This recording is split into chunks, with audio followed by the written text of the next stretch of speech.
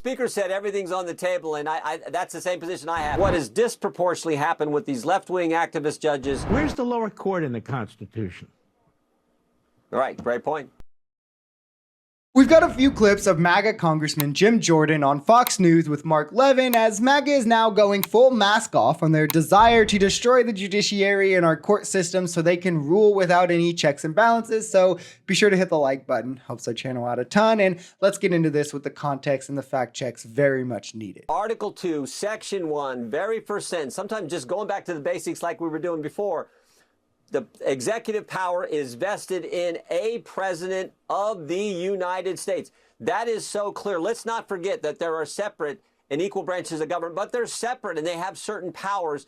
And yet the courts seem to want to go after President Trump for doing exactly what he told the voters he was going to do.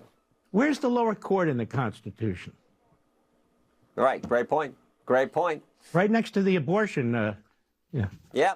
The speaker said everything's on the table, and that's the same position I have. I think we got to do all that. Legitimately scary stuff. So let's take it step by step. I think it's funny that he mentions Article 2 of the Constitution, which does explain the power of the executive, but he skips over Article 1 and Article 3, which grants power to the legislative and the judicial. Like Article 3, Section 2, the judicial power should extend to all cases. Also, love how the party of the Constitution here seemingly doesn't know the Constitution, or they're lying. Either is plausible. Lower courts are established in the Constitution. In Article 3, Section 1, judicial power of United States vested in one Supreme Court and in such inferior courts. Congress specifically has the power to establish these courts, and through law they can be abolished, but they cannot be overstepped by the executive, done away by the executive. These people are openly trying to defy the Constitution in any instance where it doesn't favor or benefit them. This is the fundamental question. It's the people, 77 million of them,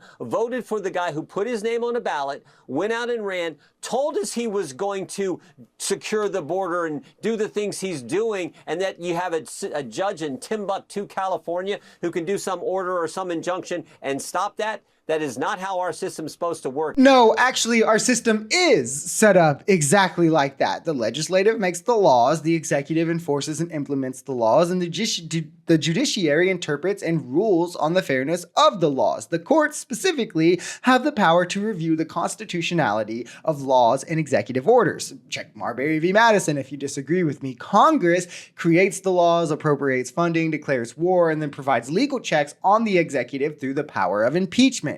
The executive oversees these agencies, these different federal agencies that help implement the laws essentially, by ensuring that they are executing the laws passed by Congress. He's the chief of the military. He can, through executive order, use his power, and then he holds kind of like unmitigated, in some ways, foreign relations power. The fact that so many people don't understand this and thus want Trump to have this king-like power, rendering our checks and balances useless, is horribly scary, given this is the fabric that holds our democracy together. So we got legislation. We'll look at the appropriations process. I think it's the main power we have in the legislative branch to deal with the other branches of government. We'll look at that. And then finally, we're going to do oversight, which is one of our other responsibilities. And we'll start that with the hearing next week with some experts who will come in and talk about this issue and what has disproportionately happened with these left-wing activist judges going after President Trump. There's also this overarching issue, Mr. Chairman, which is the people are sovereign, not the government, not the judges. Well said. The people are sovereign. So when you destroy the constitutional construct, which was set up by the framers of the Constitution, adopted by the ratifiers, and the people destroying it. I love that these clowns are seriously still trying to frame it as, well, we're the ones who want to protect the Constitution. Our founding fathers clearly did not want kings. For all of their shortcomings, that is one thing that they had so right.